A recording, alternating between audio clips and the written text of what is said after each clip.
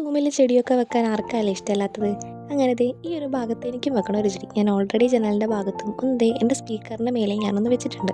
വളരെ സുഖമായിട്ട് കിട്ടുന്നതും എന്നാൽ നമുക്ക് പെട്ടെന്ന് വളർത്തിയെടുക്കാനും പറ്റുന്ന ഒരു സാധനമാണ് ഈ മണി പ്ലാന്റ്. അതാണ് ഞാൻ ആക്ച്വലി നടാൻ ഉദ്ദേശിക്കുന്നത്. ആ റൂമിൽ വെക്കുന്നതുകൊണ്ട് വലിയ കുഴപ്പമില്ല എന്നാണ് എനിക്ക് തോന്നുന്നത്.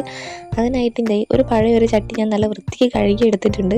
ഇനി അതിൻ്റെ അകത്തോട്ടേക്ക് കുറച്ച് മണ്ണും എന്താ വേണ്ടാത്ത സാധനങ്ങളൊക്കെ നമ്മൾ ആഡ് ചെയ്ത് കൊടുക്കുന്നുണ്ട്. ഇനിയിപ്പോൾ താഴെ നോട്ടേ മണ്ണെല്ലാം കൂടെ നല്ല രീതിക്ക് മിക്സ് ചെയ്തെടുക്കണം. എല്ലാം ഒരു തട്ടിക്കൂട്ട് പരിപാടിയാണ്. ഇവിടെ പറമ്പിൽ അത്യാവശ്യം മണി പ്ലാന്റ് ഉണ്ടായിരുന്നു. അവിടെ നിന്നാണ് ഞാനിത് കട്ട് ചെയ്തെടുത്തിട്ടുണ്ടായിരുന്നത്. നമ്മളിത് കട്ട് ചെയ്ത് നടന്ന സമയത്ത് അതിൻ്റെ ലീഫിൻ്റെ കുറച്ച് താഴോട്ടെന്നായിട്ട് വേണം നമ്മൾ കട്ട് ചെയ്യാനായിട്ട്.